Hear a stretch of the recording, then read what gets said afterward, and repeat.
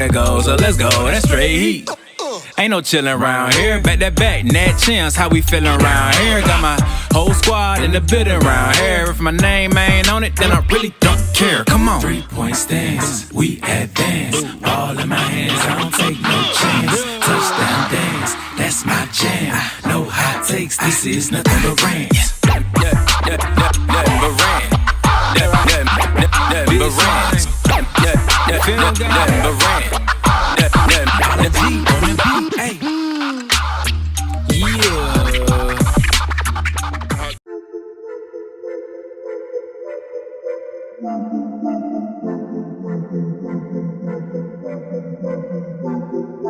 Welcome in, ladies and gentlemen, to MBR, or as we like to call it around here, Nothing But Rants, the show where I find topics that I'm oddly passionate about and I pontificate upon them. These are not hot takes, but rather takes that I'm hot about. What's up? You really like that?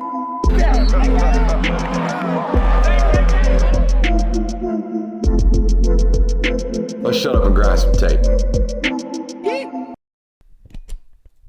What is up, ladies and gentlemen? Welcome in to the Film Guy Network on a fabulous Thursday evening here inside the studio. It's been a great week of content, and as we always say, when it comes to Thursday night's 8 o'clock live stream, last show, best show. Got an absolutely loaded one for you, as we always do. We got some unhinged takes. I'm excited for this segment, Jonathan. Now, I did prompt it. I did lead the witness. I did ask you guys on our social media feed at Brooks Austin BA to give me your most unhinged take about your favorite football team going into the season. And boy, do we have some doozies. We're going to talk about those tonight. We also have athletic directors talking smack, Jonathan. Talking smack. You liked it. I didn't. We're going to talk about it tonight. Nope. Don't even start your defense. Don't even start your defense. We're going to get to you when we get to you. We also have Wheel of Questions returning tonight. I need to plug the board back in. I just thought about that. I just thought about that too. I need to go over there and plug that board back in so we actually have the spinning wheel. And I'm going to make sure that Jonathan doesn't spin that wheel well into the local hour because he was mad disrespectful to you guys the other night. Making sure we just kept spinning that wheel and just dipping into the local hour. This guy's unhinged. I can't keep him under wraps. I got to watch out for this guy every once in a while. This might be my least favorite intro of all time. You're clickbaiting with the AD talking crazy already with me. Now you're saying it was my fault that we were dipping into the local hour. Not a fan of this one. Make sure you're liking. Make sure you're subscribing. Make sure you're telling a friend. If you haven't already, please feel free to do exactly that. Well over 100K. I think we're at 100, almost like 100,500 subscribers here on the network. Know you got a lot of options tonight. Don't know when you're watching us. Don't know how you're watching us. Wherever you're watching us, make sure you're hitting that thumbs up button. That's how you support the stream. All right. Jonathan, I don't know if you've been noticing. I would imagine you have been because you've been in here helping me record all of them.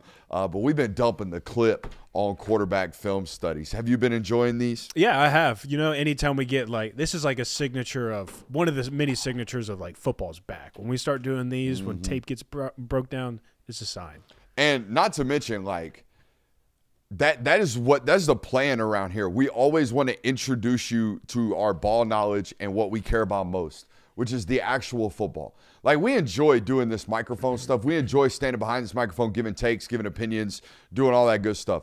But we need you to know, if you are brand new to this place, that it is based in that. It is based in the ball. That is everything that we make our place about. It is this right here. It is the ball knower. It is the film guy. It is the football first. That is what we care about most and first and foremost. That's what it will always be about around here. We are a place based in ball. And what a better way to kick off college football season than absolutely dumping the clip 31 days in a row with film study. A good little temperature gauge for what it's about to be this fall. Last year, man, we were a film study a day, most of the time 2 or 3 film studies a day, previews, recaps, certain specific player breakdown. We were absolutely diving into it last year, and guess what?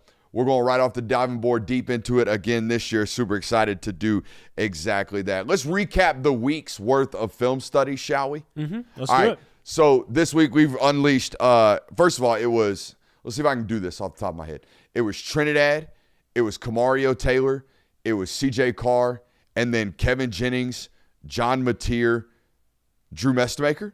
That's the first 6 days of the month. Correct. Tomorrow will be Arch Manning, and then it'll be Dante Moore, and then it'll be Gunnar Stockton, and then it'll be Julian Sand. That's how we're starting with the first 10 days of August. You Alabama fans, y'all are probably going to name a starter within the next 2 weeks, so we're kind of waiting that one out. I think it looks like, to me, it's going to be Austin Mack, despite the fact that I think the fan base is going to riot. Yeah. And I think the same thing is going to happen down there in Florida. I think it's going to be Aaron Philo, and the fan base is going to riot because they want Tramel Jones. And no better place to be, no better person to be than the backup quarterback, for a team that had a quarterback competition, particularly the younger one, that looks pretty and has good clips coming out about him. Apparently there's some audio things going on with audio latency. I don't know. I can't listen to it right about now. But yeah, maybe refresh the stream. I don't know what's going on there. We had a tick like that last time or last night, but I don't know what's going on. It's not on our end, I would imagine. Maybe it's a Wi-Fi or not a Wi-Fi thing, a YouTube thing. Hopefully it can get fixed. Also, like, sometimes it's so confusing for me to read complaints in the chat and not see those issues arriving on my streams. You know what I mean? Yeah. So it's very interesting. So maybe check into that, see what's going on. Maybe pop some headphones in, make sure you don't got nothing going on your end over there. So apologies if that's the case. It's probably not us. It's probably YouTube. See, some people say audio's fine. Some people say audio's latency. I don't know. Anyways, let's recap the work right quick. We did Kevin Jennings this week. 5'11", 190 pounds, twitched up Caleb Williams. That's what I got as a brief synopsis, one sentence thesis of what this football player is to me. He's a 5'11", 190 pound, twitched up version of Caleb Williams. Caleb Williams is a lot stronger than people realize. I think Lincoln Riley pointed to this quite a bit when he was at USC, just like how thick his core section was. People couldn't really get him to the ground because of how strong he was. Kevin Jennings, not really this, but from an arm talent perspective, he is the first person that made me even put him in that Caleb Williams conversation in the last several years, from how he gets to velocity and accuracy and spin rates from a variety of different arm slots. To me, that is the definition of arm talent. And if you have never listened to this network before, arm talent and arm strength are two separate categories for us when we break down quarterbacks. Arm talent is what I just described, the ability to get it from a bunch of different avenues and a bunch of different slots, a bunch of different platforms in your lower body. Arm strength is, can you throw it over the mountains? Can you throw it a country mile? Can you throw it through a brick wall? That is the separation to me. This dude is the most arm-talented quarterback we have in college football. What's up? Before we just continue to keep rolling, I did notice that when I test the audio, the audio is like a second behind like the actual video. So I think maybe we might need to tweak something real quick and then hop back into this, unless we're fine just rolling like this. But I don't want the whole product to be like that. So you can go into filibuster right quick. I'll go fix it. Okay. Brooks is going to fix the audio, so enjoy me looking a little silly on camera at the moment while we do this.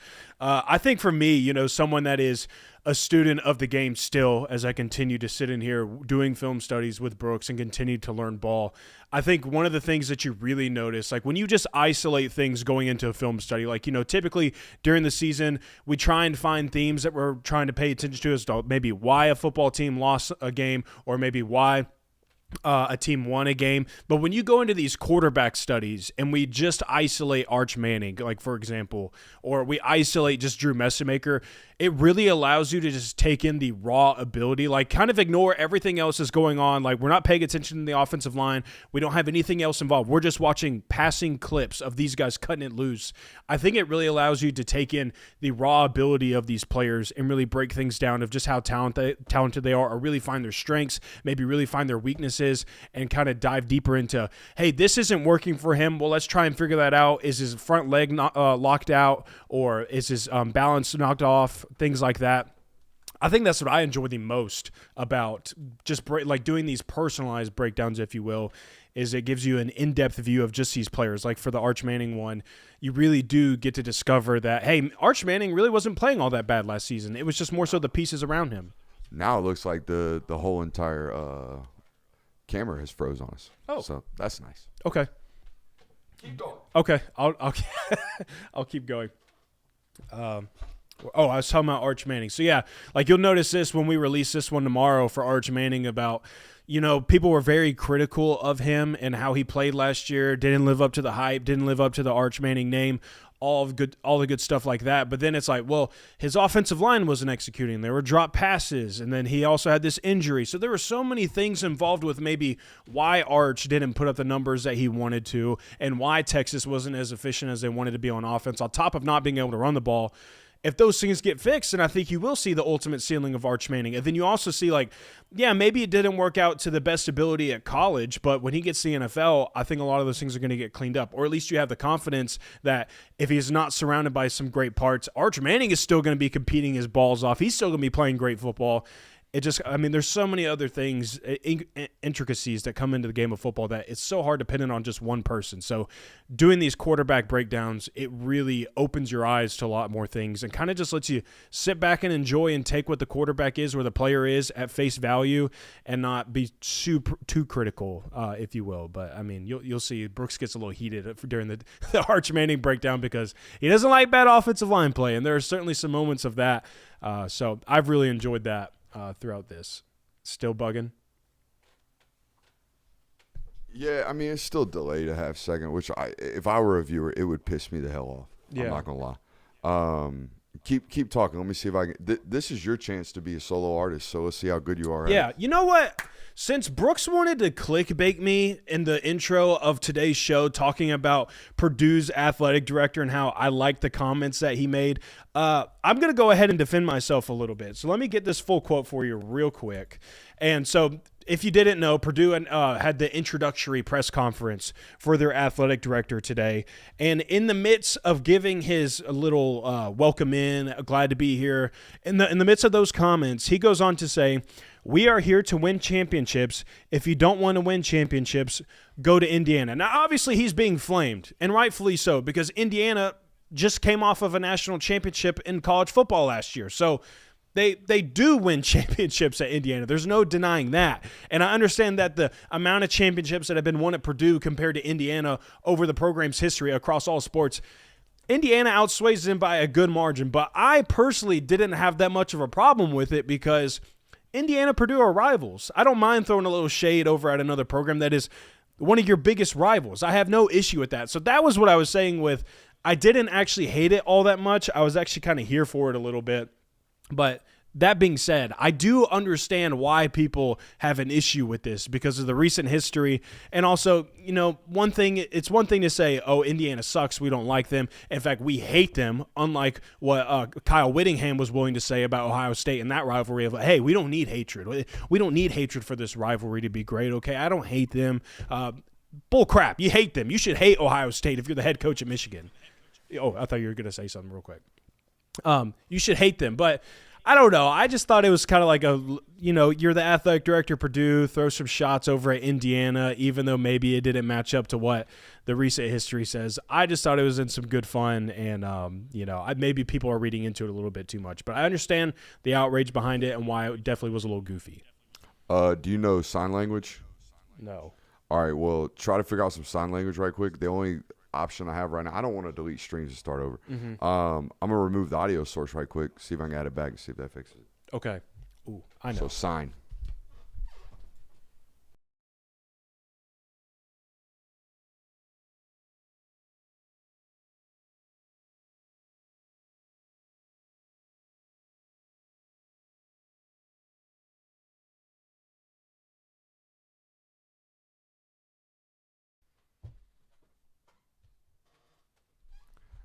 All right, we should be back now. I hope that was good sign language. I hope I relayed my message correctly. Nope, now we've lost audio entirely. This is just brilliant, dude. They said it's fixed. They said it's fixed. All right. Well, if you just give me some time, we're all right. Good job. Way to problem solve. I appreciate that. Yeah, no doubt. I am gonna down mix it to mono though. Okay, yeah. Now you shouldn't be hearing it out of one ear. Yeah. All right. I think I got it. Okay. You know what? Hey, every once in a while, the boss knows how to do what he's doing. You know? Good deal. All right. Glad we didn't have to completely derail the show in order to fix some audio issues. Oh, now our video is frozen once again. So now you talk and you filibuster while I fix this. Oh man, this is classic Film Guy Network stuff 100%, right here. 100%. This is classic Film Guy stuff right here. If you ever needed proof that this is a proof that this is a small man operation, here you go. This is it right now. Are we good now? We are good now. Everything's good. I got video. Words are synced up. Yep, I got Everything's audio. all right. Yeah, we're good, dude. So, quarterbacks, Brooks. We've been breaking them down. I don't know where exactly you left off. I was with Kevin Jennings, and I'm done with that. Let's go on to the next one. All right, John Mateer. We watched him. He's good. He's a great playmaker. I'm going to be visibly pissed off and frustrated for the rest of this stream now because unlike my grandfather taught me when I started playing football, I have no ability to have a 10-second memory. I wish I did. This is going to bother me all day. This is going to bother me well into my workout tonight. It's going to be in my head. John Mateer plays the game like he slugged 2 C4s right before he went out there. He plays the game of football like he chugged multiple 5-hour energies and like his heart's about to explode while he plays ball. That's how he plays football. And that's okay because he's a tremendous playmaker. Though he doesn't do things that I love to see all of the time, right? Like I love to see quarterbacks play with their feet tied to their eyes. I love to see quarterbacks pan through reads, not jump through reads. I like to see quarterbacks hit explosive shots when coaches call explosive shots. That's what I like to see. Him, not so much. That's okay, though, because I do think he's one of the best playmakers we have in college football.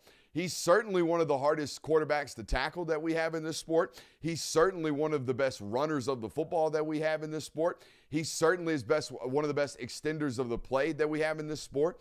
And he's certainly one of the most explosive players that we have in this sport.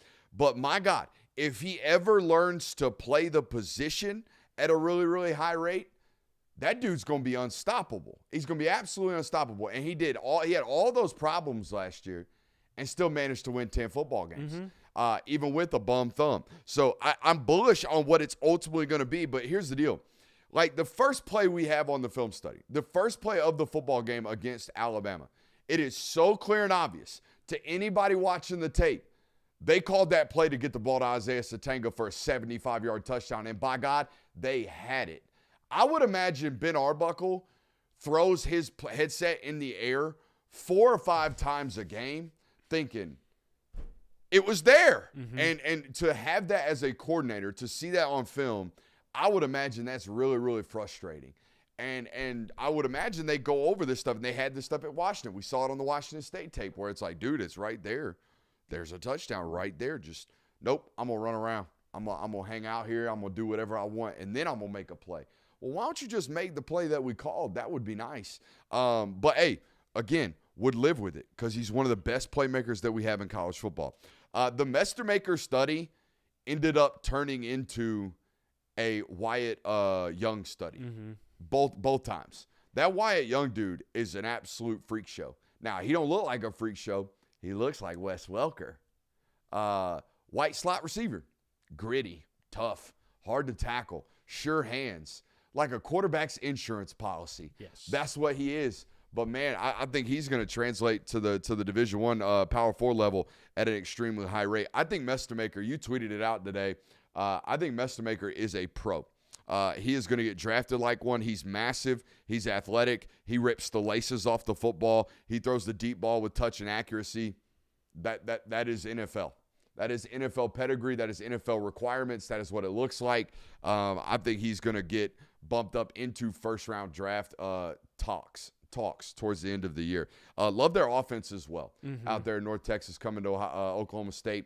Just the formations that they run, the ability to hide their best players when teams start to key in on them. They are constantly evolving, it seems to me, as an offensive system.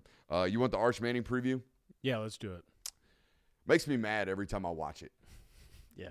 You talked about this. Nothing ticks me off more than bad offensive line play. And that's what that is, or at least that's what that was last year. It can't be that bad. It can't be that bad at the Power 4 level from an execution standpoint. I've always said this, Jonathan. I could be a good offensive line coach. I wouldn't be a great one. I think I could be a good one from day one because I know no matter what, the 5 guys up front are going to get their hat on 5 hats, and there's no doubt about it. We would coach assignment, alignment, and execution at a high rate because it is the basics. It is basic. Our 5 guys are going to block one of those 5 of those 11 guys on every single play. That is the bare minimum, the bare requirement, the bare minimum requirements. They can't do that. They couldn't do that last year. They haven't done that the last 2 years. And now all of a sudden I'm supposed to believe because I gave them more talent up front that now all of a sudden Goosby's going to have his eyes in B gap on power pass? That's what I'm supposed to assume. I'm supposed to just give you the benefit of the doubt that, oh, it must have been a player's problem. The team that's recruited at a top 3 level for the last 5 years had a projected first-round draft pick at left tackle, had a former 5-star at right tackle, had a former 4-star top 150 player at right guard, had a 3-year starter at center, and had a 5-star top 100 player left guard last year. I'm supposed to believe that it was a player's problem. Okay. That's not what the film says. That's not what the tape says. That's not what we have consistently watched over and over and over again. Offensive line coach makes $1.8 million. That was not a $1.8 million annually performance last year from that unit. So, yeah, just give him more talented players. Give him more talented players. Maybe that'll fix it. You'll see it tomorrow on that film study. Your most talented player at Texas last year on the offensive line was constantly blowing assignments. And it ain't because he's a bad football player. It's because his eyes were in the wrong spot. Who coaches the eyes, Jonathan? The coach. The coach coaches the eyes. That's his job. Get your eyes in the right spot on a down-to-down basis. If I just get in front of people and get my face freaking ran through, it's better than letting a guy run through without getting touched. It will at least require him to run through a human soul before he runs through my quarterback's soul. And they didn't do that at a high enough rate last year. Yeah, I mean, that's that. Now, he's got to stop blocking his front knee out, Arch Manning. He's got to stop doing that. He's got to stop spraying the ball on underneath routes. He's got to learn how to throw with some touch. He's got to learn a lot of this stuff, okay? There's no doubt he needs to grow. But there were countless times last year where he's got no opportunity to grow because the things around him are absolutely poo-poo. So maybe they can get that better. Saturday, we got Dante Moore.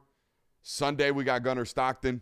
Monday, we got Julian Sayans. So if you are a football fan of any of those teams listening today, we will be talking about your starting quarterback very, very soon. All right? Now, Jonathan, do you think there's any chance in Sam Hell we can actually do an ad read professionally today? Because we damn sure haven't been able to do it in the recent days, and we damn sure didn't start the show very professionally. So do you think we can handle this? Yeah, I think we can redeem ourselves right here. You know what? I'm blaming this on my dentist today. Ooh. That's what I'm blaming it on. I can't feel half my face, and that's all right. We're in here grinding. So here we go. We got an ad read to do. I hope you're not already showing my share screen right about now, Jonathan. No, not yet. Boom! Shout out to our friends over at SeatGeek. With over 35 million downloads, SeatGeek is the #1 rated ticketing app in the world. There are over 70,000 events listed on SeatGeek, including concerts, sports, festivals, and much, much more. College football is almost back. The MLB playoffs are around the corner. Plus, the NFL and NBA seasons aren't too far behind if you're one of them round ball folks. Jonathan, let's take a look over at SeatGeek right now. You know what I'm curious about? I'm curious what it would cost me for a ticket to that Texas-Ohio State football. Have you seen? I'm about to see. Oh, my gosh. Starting at $492 on SeatGeek right about now. Mm-hmm. Nope. Jonathan, there is a ticket in the bleeds for $125. Oh, take it right now. Take it right now on SeatGeek. If you're a Texas fan, you can get that sucker for $115, $118. Because you know what? I got a promo code for you. FilmGuy10 will get you 10% off any ticket you buy today over on SeatGeek. All right, that's 10% off any tickets with promo code FilmGuide10 over there today. Make sure you click the link in the description of this video and download the app and have the code automatically added to your account today, and you can use it later if you need to. Thank you, SeatGeek. Brother, $118 in the end zone. Not too bad. Not bad at all. Not too bad at all. Oh, that's the Texas State tickets. That's why. Oh, I was about to say, I didn't see. I clicked on Ohio State. $482 is the cheapest ticket there. There you go. We're showing that one up on the screen, too. That's not a bad seat, though, for $492. Not a bad seat at all. No. Not a bad seat at all, $492. And I will say this. At that place, it feels like the third deck is in downtown Austin. It's so far from the daggone field. You weren't out there in Austin, No. were you with me? Or with me, were you? No. Christian was the last time we went out there, and the press box is in between row 2 and row 3, and he felt like you had to have the binoculars up there just to see the daggone games. So, yeah, show us the other 69,998 events. Y'all trolling now. I appreciate y'all for being here. Y'all stuck with us. Man, that's going to be horrible on the rewatchers retention rate. Absolutely going to tank that metric. But, hey, it is what it is. I appreciate you guys for actually dealing with us. Jonathan, do you want to read some unhinged takes? Oh, this is what I'm here for. I'm here This for is why you're here? The unhinged takes. That's what I'm here for tonight. You're here today for this segment, not because you had to be here today? No, I want to tell people how dumb they are or how smart they are. Oh, that'd be a great business plan. Come here today. I'm going to tell you how dumb you are or how smart you are. Yeah. This first one comes from at @hightop_professor. This is KTP from High Top Sports down there at Florida. They do great work. Says Florida fans will foam at the mouth for QB2 no matter who they name is the starter. This is a great take because that has to do with every college football team, I feel like. No matter who it is, unless you just got a bona fide dude at quarterback.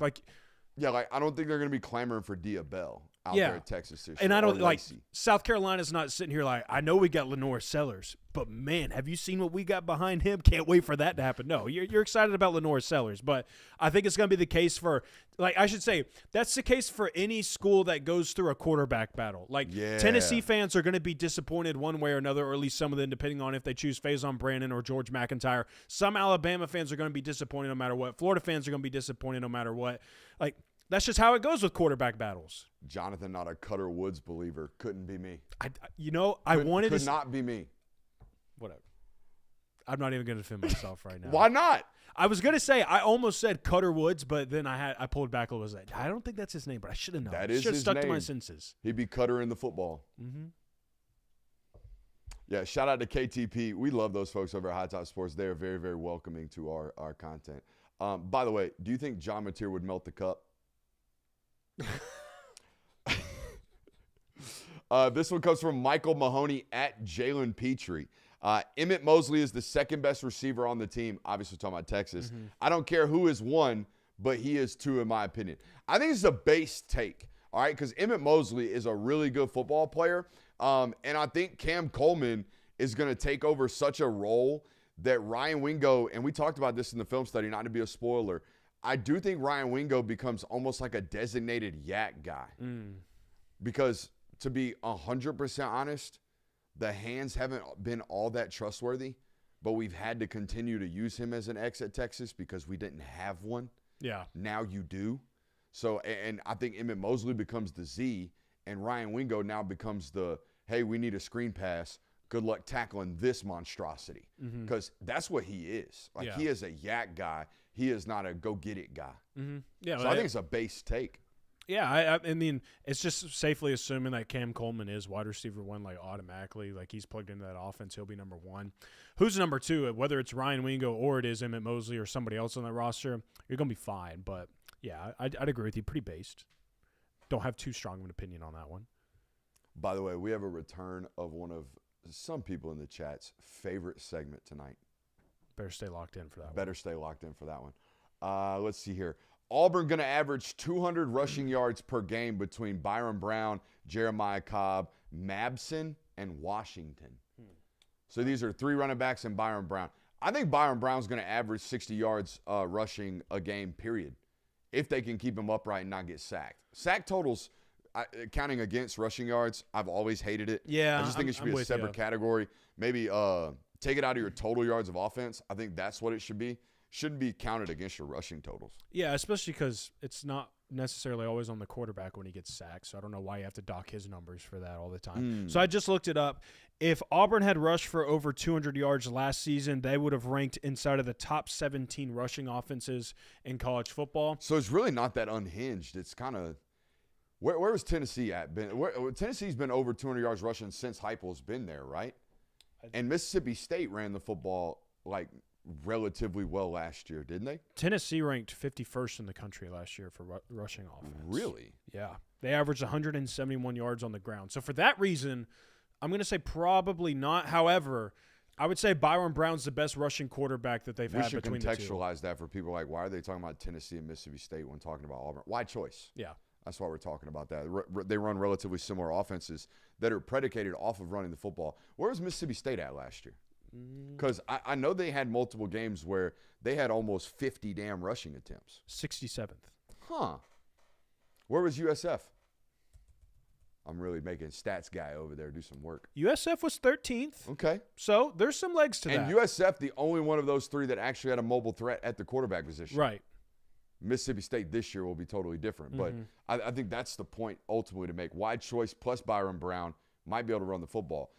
Bradley B. Groover at Groover Brad says Byron Brown is going to be Jekyll and Hyde this year. In turn, I will be Manic AF this season.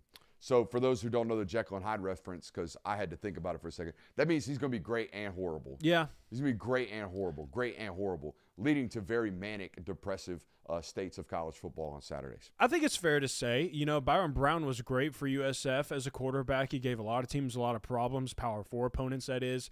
But I do think that when you do enter in an entire new conference and you up the level of play that you face every single week, I think it's only fair to assume that he's going to probably take maybe like have some ups and downs, some ebbs and flows. That's maybe a base take again, to be honest. Miami is going to average 45 points per game and 500 yards of total offense this year. With that schedule, yeah, kind of based. 45 points. That's a lot in today's college football. Oh, yeah. 45 points would be number one in college football last year, I would imagine. Yeah. North Texas was the number one scoring offense last year. They averaged 45 points per game. Look at me. Ball knower. Let's see here. Who else did I like on this? You always got to be careful when you read usernames because you might get one of these. A bend over. Yeah, you might get one of those. The same thing will happen. The same things win that always have win. And if we don't have, and we just have a different bunch of excuses if we lose, until that philosophy permeates the building, Alabama remains mediocre. So what OMS at OMS 85 is talking about there is what Kirby Smart alluded to in his opening press conference yesterday. Running the ball and stopping the run. That if you look at teams that win at a really, really high rate in any brand of football, whether it be NFL football, college football, or high school football, if you can't run the rock and if you can't stop teams from running it down your throat, you're going to lose football games that you shouldn't. And you're not going to win at the rate that you should. And that was Alabama's primary issue last year. They could not run the ball. Embarrassingly bad down the stretch. Their last 3 football games, they were held under 30 yards rushing in each individual effort. That is poop. All right, so you're right there. That is 100% base. That's not unhinged. If they don't stop talking about everything else, talking about being whatever rank, I would have rather Kalen DeBoer come to the board and say, we don't care about nothing but during this fall camp, but being able to run the ball. Don't ask me about quarterbacks. Don't ask me about defense. Don't ask me about nothing. Come to these meetings, media availabilities, and ask me, do I think we're going to be able to run the football? Because that's all I care about. We have to be able to run the ball. I don't know if I've heard that sentiment from him. No, I don't think so. I know it has been talked about. He's mentioned that they have to be better at running the football. That's something that they've kind of prioritized a little bit, but I don't think he's given that type of sentiment. It's absolutely correct. Like no matter who's the starter, no matter how good they are, You got to be able to run the football, and it showed its ugly head last year for Alabama late in the season. Like Ty Simpson, despite being injured, was still providing some solid quarterback play, but they couldn't run the ball, and he was running for his freaking life. At Tulane hype, what do you think he's going to talk about? G6 football. No, you're going to talk about Tulane. The market is sleeping on Tulane to a degree we haven't seen before. Sir, I'm pretty sure some people have slept on the green wave a little bit more than they are this year. But I'll continue to read. 0 coaches votes. Whatever 55 teams RV mean, don't know what that means. You know from Summerall video that the narrative that Tulane lost everything and is starting over is simply not accurate. Tulane is a solid playoff contender again. Sure. Hey, Big Will Hall guys around here. Big Will Hall guys around here. Also love the fact that I don't know if I love it. Do I love the fact that Summerall didn't pillage that roster and bring a bunch of players to Florida with him? Does that mean like that's good for Tulane, or is that bad for Tulane because he didn't think there were good enough players to come to Florida and play? It's good for Tulane's playoff hopes, I suppose, because they made the college football playoff last year, so it's good for them. That also but means Houston did kind of pillage their roster, or at least took Shadre Hurst. Yeah, and I was going to say, it also means you probably shouldn't expect any different result in the college football playoff if you do make it again. Yeah, thunderclapped. Let's see here. Indiana will have Georgia 2021 defensive numbers. Change my mind. This comes from Greg Lamonte. Yeah. You're shaking your head. Ladies and gentlemen, they had them last year. Look it up. 2021 Georgia statistically and 2025 Indiana defense statistically. I would venture to say that Indiana's defense was actually statistically better on paper. They were not better from a draft perspective. They were not better from an NFL football player's perspective. But from a statistical output perspective, I guarantee you they matched Georgia's output. Georgia was slightly better in 2021. They gave up an average of 10.2 points per game. And Indiana was like 11. 11.7, which ranked second in the country. Ohio State had number 1.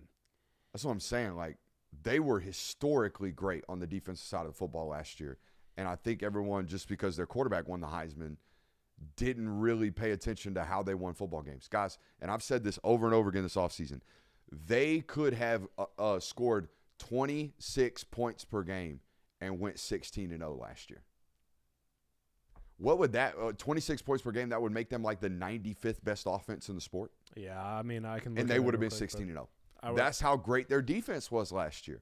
So, yeah, Indiana defense, I mean, they kept basically everybody but Aiden Fisher and D'Angelo Pons. Yeah. And the Kamara edge rusher. But they got everybody else back. And they're adding more still. And they're adding more still. So that's a great point.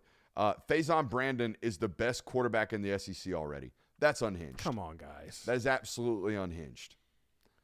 By the way, nah, we're not going to do that. Yeah, I was going to ask, do you want to do it right now? Or I don't want to maybe do we that. can just wait. I don't want to do that.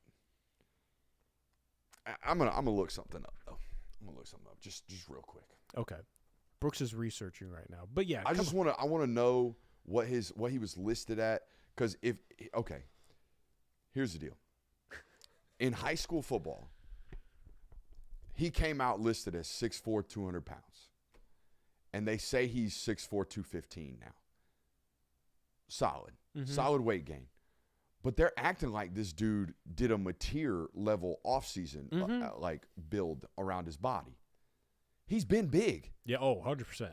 But there's also, I think, a factor of he's standing next to a stick all day long. Yeah. At these practices. Like George McIntyre has not gained any weight since he came out of high school. So there's that. And, I mean, to be fair, they did add in a new strength and conditioning coach, one of the best in the business that does it. So I think that probably heightens those types of things as well. Like, oh, he added 20 pounds? Oh, my gosh. That's insane. Look at him. He's just beautiful, which he is. He's a beautiful-looking football player. But side note, do we want our quarterbacks jacked and juicy? Not too much. I don't think so either. Who's the most jacked, successful quarterback? It's got to be Brady Quinn, right? Yeah, probably. I don't know. Will Levis was aight in college. I'll be honest. I don't spend a whole lot of time looking at shirtless quarterbacks. You're not checking dudes? Not like that. It's unfortunate. Maybe I need to follow their Instagram accounts. I mean, more. you know me. I be peeping dudes. I mean, it's kind of my job. It's what I'm known for around here. We be taking a look at dudes. Cam Newton jacked. Solid. Jacked. That's a But solid I don't option. know if he was shredded and peeled in college. I just think he was 6'5.5", 230 pounds, and huge. Almost built more like a tight end, not a bodybuilder. You know what I'm saying? Yeah, I got you. Whereas like some of these guys, man, like material, like he could go compete in an IFBB Pro right about now. Yeah. Absolutely huge. All right, those are unhinged takes. We appreciate everybody that joined in on those conversations today on the internet. All right, let's see here. Whew, it's a good segment. Top 5 reasons I love college football. Number 1 reason I would love you is if you hit that thumbs up button right about now. Ding. Make sure you're doing that for me, all right? Here we go. Number 5. This is a unique one. And I don't think people like this. I think I like this. I love the imperfections that college football has. And I know everybody wants this to be perfect. Everybody wants it to have no flaws. But I think in all great relationships, both sides are always trying to get better. And I know us as fans, we've been getting better year over year. And finally, our love that is college football seems to be trying to take steps in the right way. They are trying to get this Save College Sports Act passed. They're trying to bring the one-time transfer back. They're trying to give us 5 years and solidify eligibility. They're trying to make pay-for-play actually legit. They're actually trying for the first time ever. So thank you. I'm glad that I know that you have imperfections. You know that I have imperfections as a couple, and you are finally working on yourself. Thank you. I love you for that. All right, number 4, the rivalries. And I know Chicago Bears fans hate Green Bay Packer fans, and I know this exists elsewhere. But I don't think the level of, is it ferocity? I don't think the level of ferocity is matched in any other sporting world other than maybe European soccer. Those people seem to hate each other. Oh, yeah. All right? They'll fight outside the stadiums quite often. But here in America, this is what we have from I absolutely pure raw hate you, and I don't want to see you. And when I do see you, I want to beat your brains in, and I never want to see you succeed. I think that about this place brings, about college football, brings such entertainment year round. I mean, absolutely year round. Whether it be Alabama, Auburn, Georgia, Florida, Georgia Tech, Ohio State, Michigan, there are a plethora of these. Iowa, Nebraska, there are plenty of these types of I absolutely despise you and I root for your downfall consistently.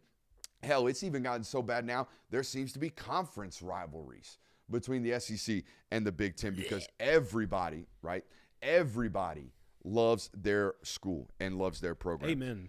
Number 3, I do love the parody that this sport now provides. Yeah, I'm with it. I love the fact that I can sit down for 12 hours a day like I do during the season and study more film than anybody who's not making $800,000 to be a position coach in college football, and still, when it comes to Saturday, not really know what's about to happen.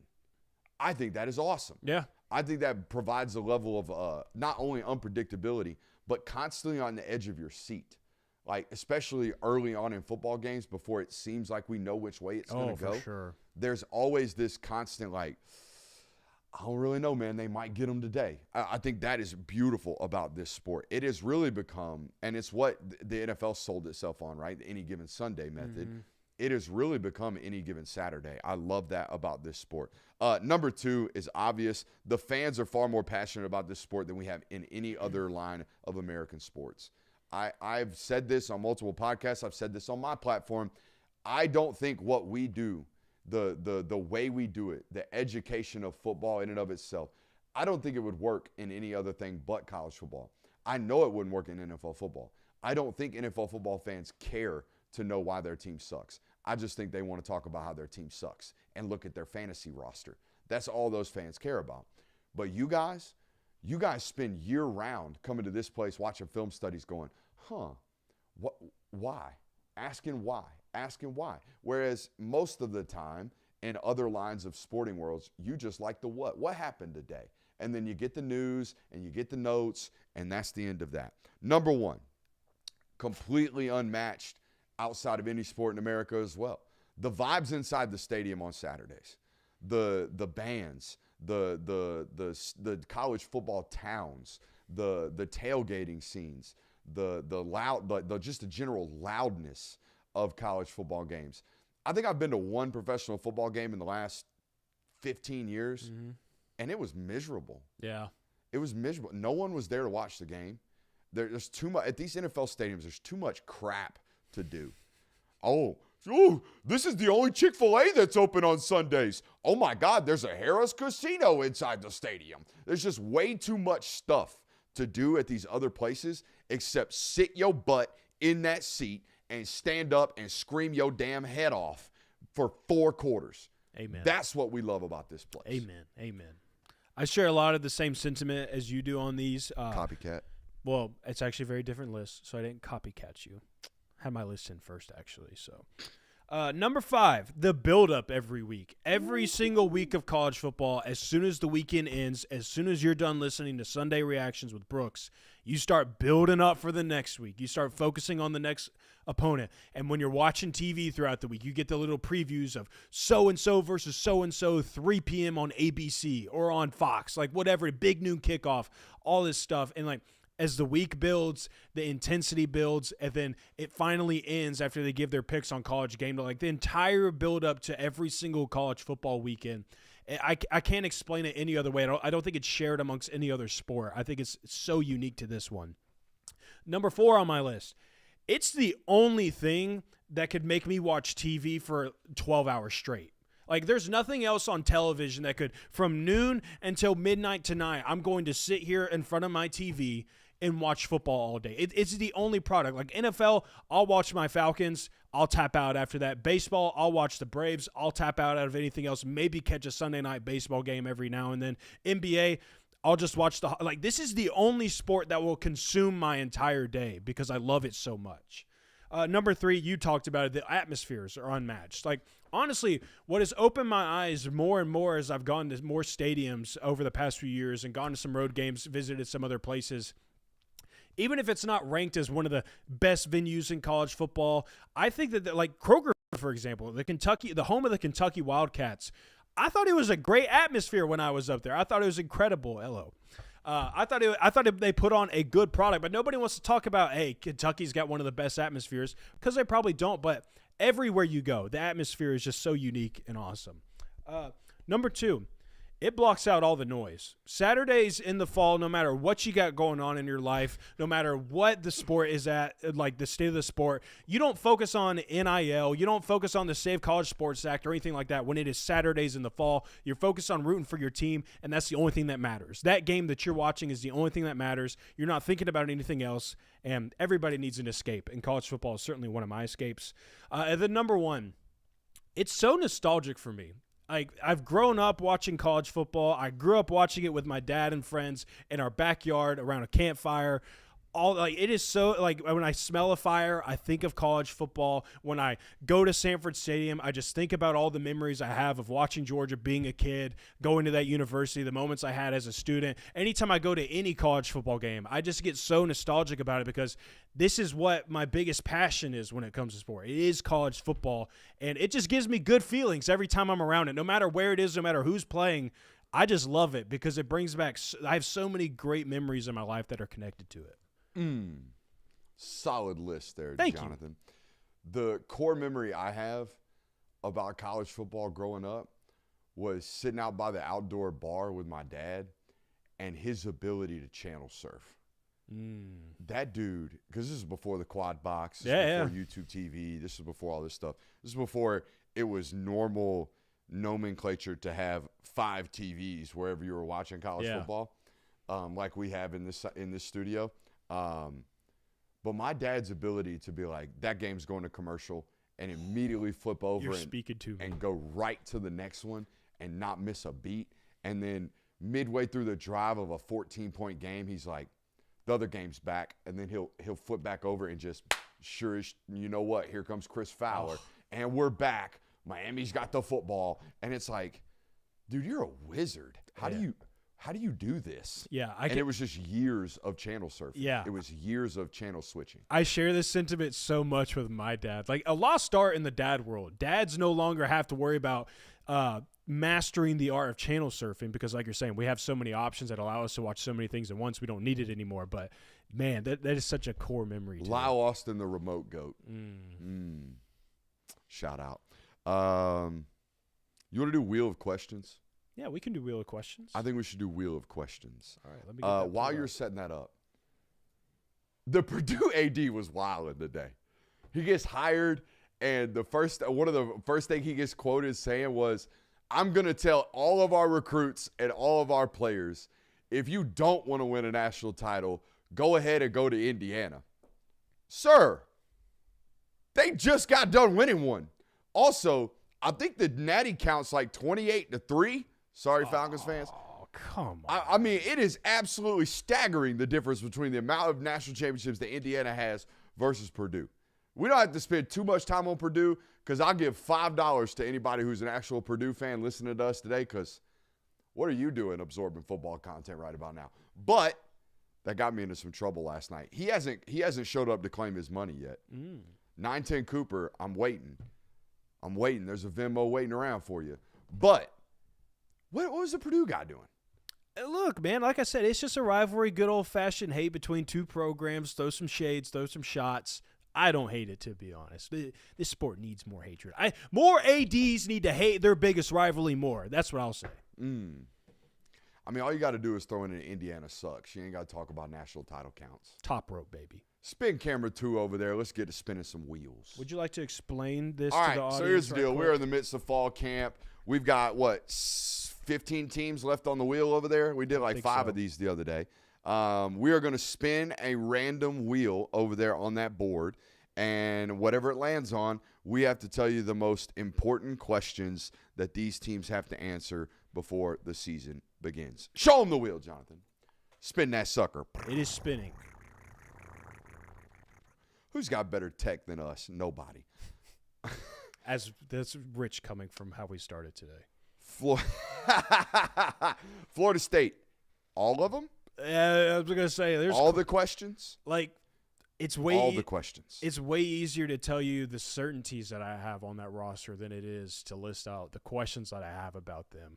I guess the bigger question I have is I feel like we have come on the show over the last year and talked about like how much of a dumpster fire that program is. They're just waiting around to cut Mike Norvell off and move on to the next one and just get some new legs under this program. Like that's all they're waiting for.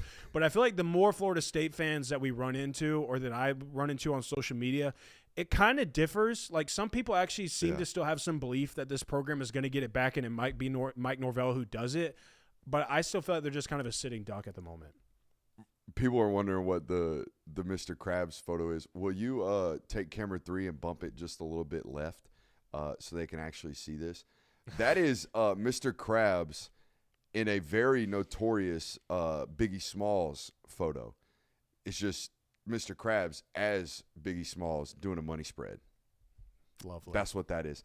I wish it was more prominent in our show. I wish I could see it more often because that is one of my favorite things that's in this studio. I love that photo. But, yeah, Biggie Krabs. Anything else on Florida State? Yeah, I mean, just maximize Deuce Robinson while you got him. Mm-hmm. Make it worth his while he was there. I'm a bigger Ashton Daniels believer than most, to be honest. Yeah, I am too. Yeah, so, all right, spin that wheel. Hope everybody's doing good tonight. Make sure you're hitting that thumbs up button. Not enough likes on the stream today. Here we go. Ooh, the Texas Longhorns. How do you get all those offensive weapons the ball? How do you actually work with all those guys? Because even the young wide receivers are really talented. But from a skill set matchup, right? Like Ryan Wingo, Emmett Mosley, Cam Coleman all have X body types. They're all 6'2 plus. Mm-hmm. They're all 200 pounds plus. They're all very linear athletes. They all look like X receivers. Those are your 3 best wide receivers. Who's going to play in the slot and how? I know Emmett did last year a good bit because they had Parker Livingston playing outside and they had Ryan Wingo playing outside. But how do you maximize what seems to be skill duplications? Well, I guess it kind of helps that they run a whole lot of big boy routes. It doesn't really matter all that much, like You're right. the body type. Not a lot that of whip have. returns out there at Yeah, Texas. like you get, and when you do throw a screen or something like that, you know who you're going to throw it to. More than likely, it's going to be Ryan Wingo. But I mean, it is a whole lot of over the middle of the field deep shots. That kind of like play action deep shots. I mean, it kind of bodes well for all those guys. I would Same say. thing at the running back position. Got like a bunch of different body types.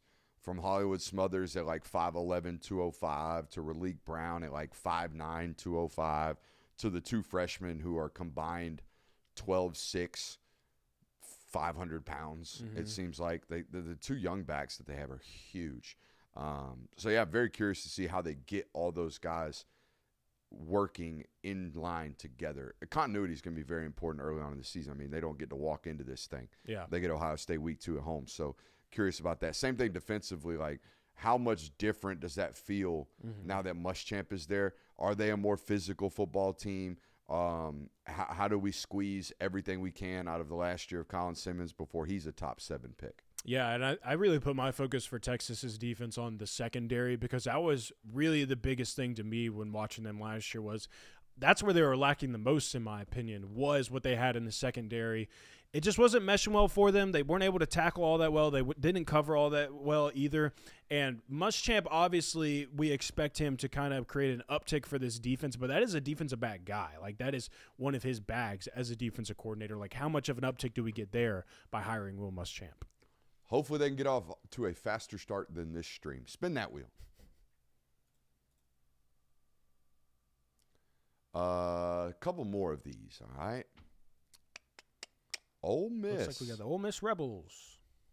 Offensive line, what's it look like? Lost 2 tackles from a year ago. New parts all over the defensive side of the football. Is Jonte Cooks finally something? Yeah. I know Ole Miss people that I talk to. I've been on a lot of podcasts lately with Ole Miss folks, and they're on the Jonte Cooks train, and I'm like, why? Yeah. What has shown you that Jonte Cooks is going to be what he was supposed to be coming out of high school? Mm-hmm. Yeah, there have been Texas couldn't squeeze it out of him. Syracuse couldn't squeeze it out of him. Now, Syracuse, it was banged up. It's like Steve Angeli tore his Achilles, but like, how do we get something out of that? Yeah. And the other, I think Webb's his last name, the other Syracuse wide receiver, like, are they good enough at wide receiver is my question. Yeah. That's a good. Obviously, wide receiver has been a question too because they lost so many pieces from last year. For me, I think Ole Miss's overall ceiling for me this season really stems from how much does the defense elevate their play from last year this year because. As you mentioned, and I believe it was last week, like if Ole Miss becomes a top 25 defense this year, if they become one of the best defenses in the conference, then I don't worry too much about the offense because of who they have at quarterback and who they have at running back, and also I love Deuce Alexander. I think they're going to be good enough there. If that defense is what really elevates this season, then they're really dangerous in my opinion. But that's just kind of the question I have is like how much of an improvement do we get there because Pete Golding is now the head coach? People in the chat weren't swinging their sword last year. John David Baker is the offensive coordinator at Ole Miss, formerly the offensive coordinator at ECU. So, yeah. Now, it'll be curious to see what type of offense they run because John David Baker ran wide choice last year at ECU, like big time. Yeah. And I don't think they want to be that at Ole Miss. I think they're going to have to get back to almost like Mike Leaching it instead of bastardizing it into the wide choice like all these Mike Leach disciples have done. Yeah. Which is what Heupel is. He's a Leach disciple. That's what Lebby is. He's a Leach disciple. So, like, they have taken the vertical concept and just stretched it outside the numbers, lightened the box so they could actually create a run game. I always felt like that was the biggest problem with Mike Leach's offenses. It's like, dude, first of all, if you get up in football games, how do you close them if you can't run the ball? Yeah. And I never felt like Mike Leach offenses could ever finish football games. They just had to outscore you and get the ball last. Keep taking risks. Yeah, keep taking risks and keep driving the ball down the field and keep scoring. I got to beat you 52 to 45 today because we're going to take 1,000 snaps and we're going to try to play really, really fast and we're going to yellow 5, red 6 this thing. So, yeah, very curious to see what the offense actually looks like. Shall we do one more? Do one more. He going to do one. He going to do one. You probably don't even know that either. Nope. Yeah, you definitely don't know that one. Another wide choice offense right here in the Tennessee Volunteers. Obviously, who's the starting quarterback? Yeah, that's the question. I think this is the only quarterback battle we're going to have that the fans' beloved actually wins the job. You think it's Faison? I think it's going to be Faison Brandon. Down there at Florida, I think it's going to be Philo, and they're going to be pissed off because they thought it should be Tramel Jones, or maybe even Will Griffin. I've seen that take. At Alabama, I think it's going to be Austin Mack, even though me saying that right now will have an Alabama fan saying, "Shut up, it's Keelan Russell." And this is the place where the entire fan base has already made up their mind. It is Faison Brandon. Dude, I saw a Tennessee Vols fan today tweet out quarterback battle, ... And it was a picture of George McIntyre posting a photo with his girlfriend on Instagram. And the last photo of Faison Brandon that he had put out on Instagram was from 2025, and it's him playing football. And he was insinuating, like, this guy obviously cares more about football than this guy.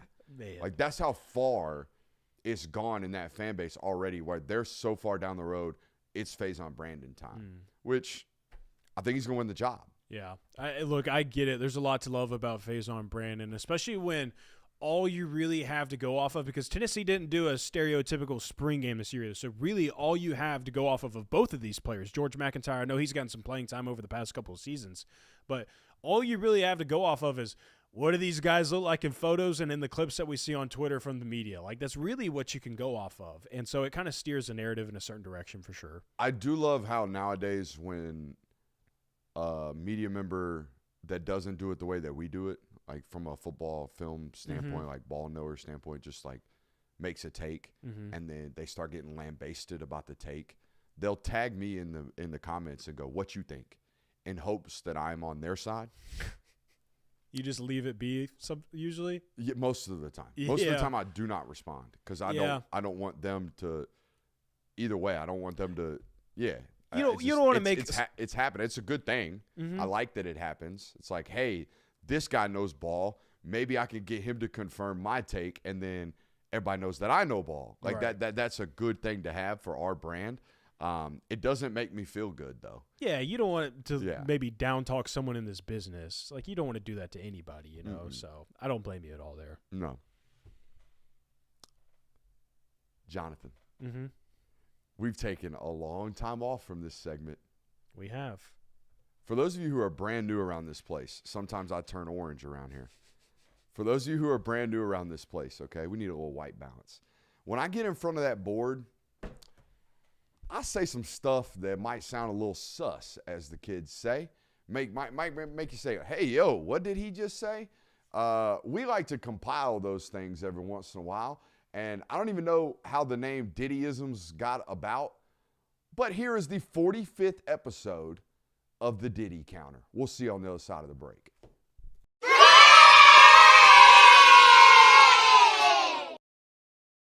Let's shut up and let's grind. All I care about is it the same thing over and over again? Are we repeating the same stroke? Boom, right on his face. I mean, we're getting pressed in our face right now. All right, we're going to get a good rub up here at the top. Don't just take the sack, dude. Throw that thing into the box. Pray for something to happen. So we're going to show you 1 ball, 2 balls, 3 balls. Let's pull him left. If we don't like what we see, we can pump it a little bit.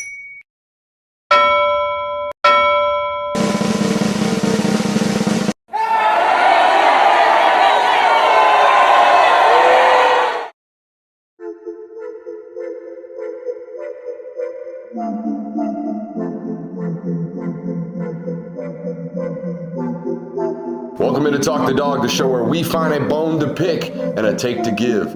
These are not hot takes. These is dog takes.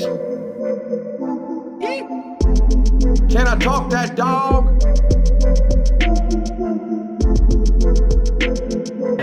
What's up? You like that? You really like that?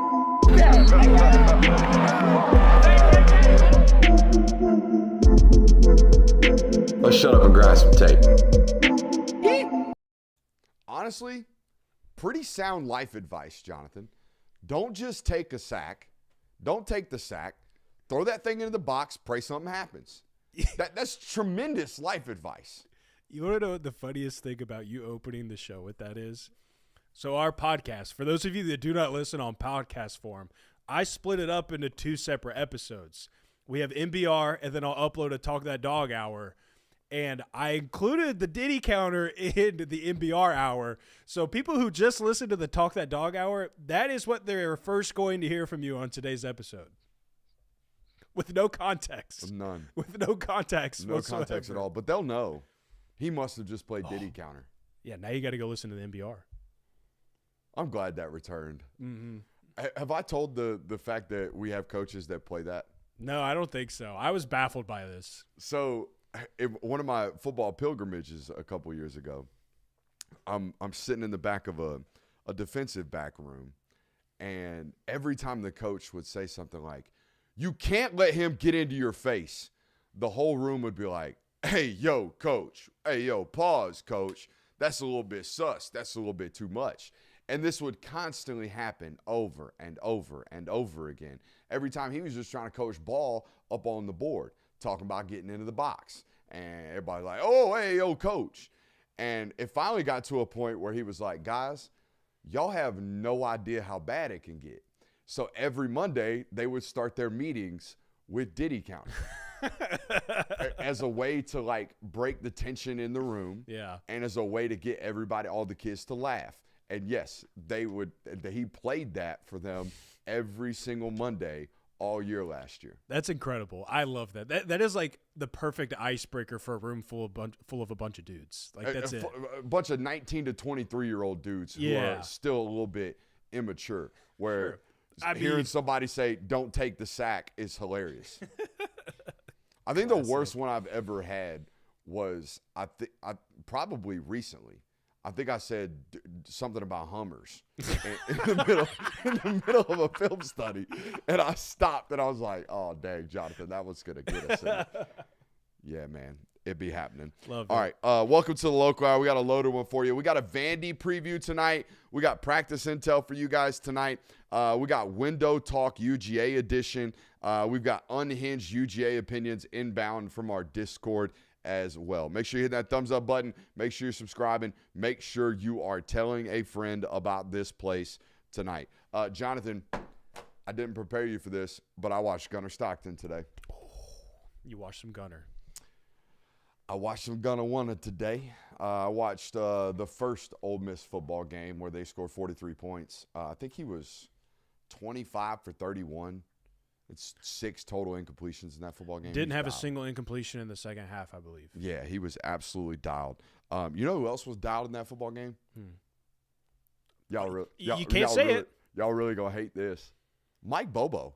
No. Yeah, brother. No, Mike Brooks. Bobo was in his bag. I thought that was his most creative football game that, like, going back and watching it, that I had seen in recent memory. I mean, the first play of the game, they do that cheat motion with Zachariah Branch and run a hitch. They only did that so they could come back to it in the second half and try to slug or Hugo it with a little hitch and go. Yeah. Ole Miss covered it like flies, but he set it up to come back and kill it. The other thing that they did, they flea flickered early in that football game. Do you remember that? They threw a flea flicker to Colby Young, an absolute dot from Gunner Stockton in that football game. They had a running back pass down in the goal line. It didn't really work out. Cash Jones ran out of bounds, but I mean, we're trying.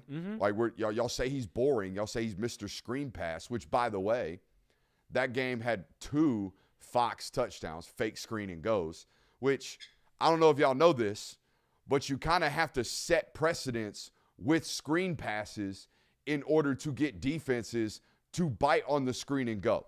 Whoa, hold on. I know, right? So you're telling me that's like how you have to actually run the ball to set up play action? Well, no, that's actually been statistically proven incorrect. Play action works no matter what because linebackers are goofy. Unless you play Michigan. That's a good deep pull. But no, the screen and goes, you have to make defensive backs worry about coming up to that I'm checking myself here. Coming up to that ball carrier in order to actually force them to bite on it so you can get behind them. But no, play action is a little bit different. That's maybe in the NFL though. Like the NFL came out with that stat a while back because everyone became a Shanahan offense, and it was like, well, you can't do this if you can't run the football. No, we show the fake we showed low hats that creates the suck up from the defense. But no, the screen and goes were working in that football game. Yes. As were tight end slips for touchdowns. They did that as well out of 22 personnel. They got lost and lucky with one of those as well. I think Gunner only missed 2 reads that entire game. One of them was Oscar Delp running butt naked down the middle of the field. And the other one was about 5 people running butt naked down the field. That one was a lot more concerning than – it was also a double move to London Humphreys down in the red zone. And he was, wide open. We'll show you on the film study come Sunday morning. But, yeah, I think it's only 2 reads that I felt like he missed the rest of that game. He also made in-game corrections. And I'll give you 2 examples of this, and you'll see this in the film study. We miss Oscar Delp running butt naked down the middle of the field.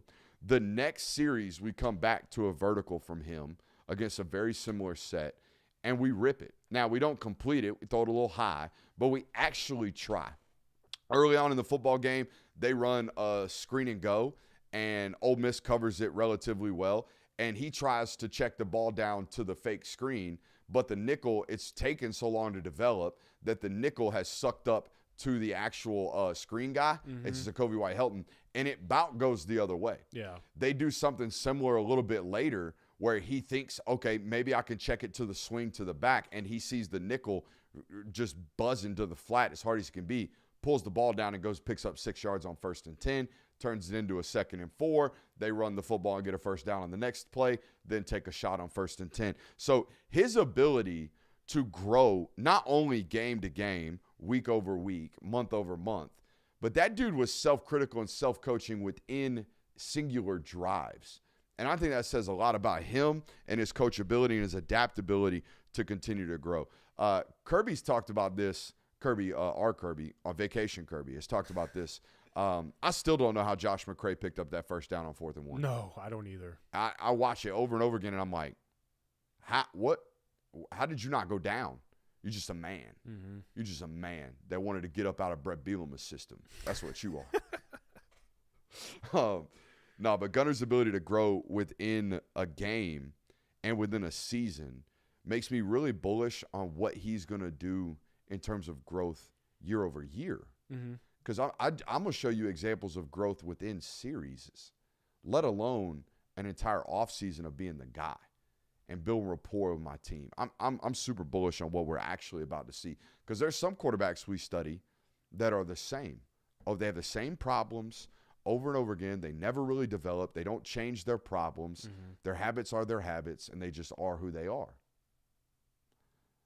One of them we're going to watch soon, or we just got done watching. I love John Mateer as a playmaker. I love John Mateer as a football player. He's been the same guy for 3 years as a starter now. Or 2 years as a starter now. Wazoo, Oklahoma. I hope he changes a little bit this year. Yeah, to think that Gunnar Stockton is just going to remain the same this upcoming season that he was last season is, I don't want to say it's a foolish take or stance to have, but I would say that I don't think you watched him closely enough last year, because you could see it in the middle of the season happening. You could see him learning from other mistakes or shortcomings of his game and him improving upon those. I felt like we talked about it in the middle of the season last year, we got to start stepping through the pocket. Kirby talked about we got to step through the smoke when we're in the pocket. He started doing that in the middle of the season, and sure, there were some other things that needed to be cleaned up by him, but I just think it's ignorant to think that he's just going to remain the same guy that he was last year, and the same issues that he had last season are just going to overlap into this one. Because, again, this guy sat the bench for several years in college and didn't play football, real football, for a long time, and now he got a full season under his belt, and now he's going to have another one. I think he's going to be better in certain areas than he was last year.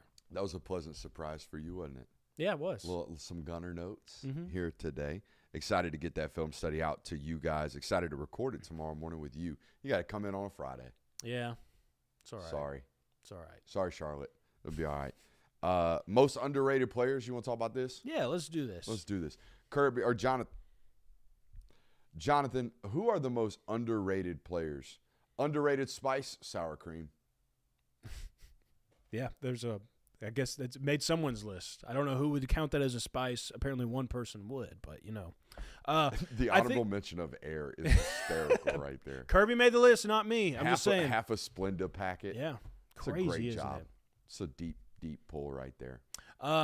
I think it's only appropriate that we start this segment with a player that we, as a network at least, have made somewhat underrated. Not to say that we have the power of steering every narrative around that football program, but this is a player that we tend to forget as a show. Zayden Walker. And when you talk about the linebackers, when you talk about getting after the quarterback, people want to talk about Quintavious Johnson, people want to talk about Gabe Harris, or they want to talk about Darren Ikenogman, or they want to talk about all those guys in that room, or Chris Cole, what's his role look like, all of that. Zayden Walker, by the end of the season, was arguably the best player at doing that, and you're probably going to get a full season of it this year. One of the more under-the-radar players now. You know who they don't talk enough about? Who? Terrell Foster. Fellow content creator Terrell Foster. Yeah. I mean, so good at it that they're still letting him do it. Yeah. I didn't know he had any more eligibility left. No, I was talking about the content creation. Oh. Normally, Kirby's like, y'all better cut that out. Tate Ratledge getting Jordan Hall to talk crap about Florida's defensive line production. Y'all ain't doing that. Y'all come back in here and play some football. Terrell Foster, underrated, not talked enough about. I had someone tell me 2 years ago that kid could start for 95% of Power 4 football teams. You know, and he's a walk-on at Georgia. I was going to say, like, not only Terrell Foster is such an underrated player to have on your roster because is he a starter? No.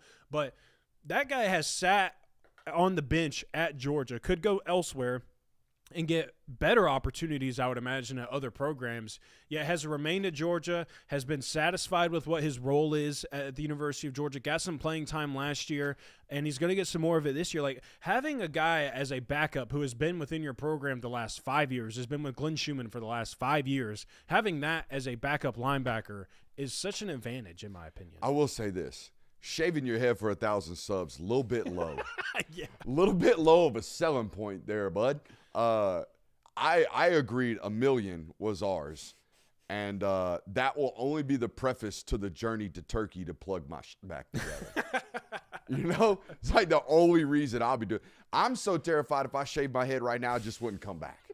It's just like, oh, you decided to get rid of us? Never coming back. ain't gonna see you again. Gone forever. Aaron Hernandez. Who else is underrated? You know, we talk about the tight end room a lot, and for good reason. A lot of talent. I got in a that tight room. end. You have a tight end? I got a tight end. Who's your tight end? I got the right tight end. Oh, you have the right tight end. I got the right tight end. Who is it? Your tight end that I saw on your list gets talked about way too much, so much so that they think he's going to play running back this year. I disagree with this, but okay. It's Lawson Lucky. Okay. Lawson Lucky is the most under-talked about football player at the tight end position that we have at Georgia. The whole offseason has been about Jaden Riddell. Mm-hmm. The whole offseason has been about Elias Williams. The whole offseason has been about, oh, so we're going to have Ethan Barbour play quarterback. Like, it's been like all off the wall, not understanding that Lawson Lucky is a pro. Mm-hmm. Lawson Lucky is a leader of this room. Lawson Lucky is one of the leaders of this football team. Yeah. Like, he's going to be a captain this year, I would imagine. So that, to me, is the most underrated player and under-talked about player in that room. Hey, I'm all here for showing Lawson Lucky his respect because Lord knows he deserves it after what he's done for this program over the last several years. But I picked Ethan Barbour because I think that all of the attention does get put on Elias Williams. All of the attention does get put on Jaden Riddell. And Lawson Lucky is in that conversation because everybody knows that Lawson Lucky is going to play. Like, they know number 7 is going to be out there. He's going to do his job, and we're going to be comfortable with it. But I think he doesn't get talked about enough because, and he's under the radar because if you remember correctly, in the first game of the season last year, that was the true freshman getting trotted out onto the field. That was the guy that they were creating opportunities for. That was the guy that all the rave was about was this Ethan Barbour guy is going to be a playmaker for us. And then he gets injured and he misses majority of the season. And then number 10 walks out there and is like, whoa, you seen this Elias Williams guy? He's going to be great, and he is going to be great. All those guys are going to be good football players this year. But let's not forget about what Ethan Barbour was potentially going to do for that room last year as a true freshman. Joshua Horton, I talked about enough. Yeah, he stays on this list, though. Dude's a dog. Absolutely. Good football player. Yeah, I completely agree with that sentiment. And staying in that room, I'll give you Xavier McLeod. I think he's also in that mix because, I mean. Certainly nationally. I don't think McLeod gets talked out enough about. But I think Georgia fans know how solid he is. Yeah, and I'm glad that they do because he's a solid football player for you. And rightfully so, Elijah Griffin has taken the mostly attention in that room because there's a lot of expectations around him. He has the potential to be one of these generational defensive linemen. But Xavier McLeod, like, it is such an similar to how Terrell Foster is. It's a very underrated player to have on your roster of a guy like Xavier McLeod who's going to do his job every time. He's going to play sound football. He knows his job. He knows where to be, and he knows how to play the position at a high level. I know he was preseason first team All SEC, but I think that's because he started for so long at this program and he wears the power G. We've talked about this. But I don't think we're talking enough about the fact that Ernest Green appears to finally be 100% healthy. That dude played with such – I don't want to out him – not out him, but I don't want to, like, explain what he was going through too much in detail last year. But just know he was not 100%. He was in – and he was dealing with something that can oftentimes be so painful, it's crippling. All right? Whatever. He had lower back stuff last year that was absolutely insane. And the fact that he continued to play football, it says a lot about his pain threshold and his pain tolerance. He was speaking to the media yesterday, and I told the Discord, that's the best he's ever looked. Yeah. I mean, I eyeballed him at about 6'4", 306, 308, 309, something around that range. I think he played at 330 last year. Mm-hmm. Like, he has lost a ton of weight. And I think a lot of that is because last year we probably couldn't go. Yeah, that's what I was probably couldn't work out. We probably couldn't practice like we want to. And when you get older, the moment, even at Georgia, the moment you get banged up, you probably don't need to be going through Bloody Tuesdays, bud. Right. You probably don't need to be going through Monday and Wednesday practices. You probably need to be rehabbing and getting treatment.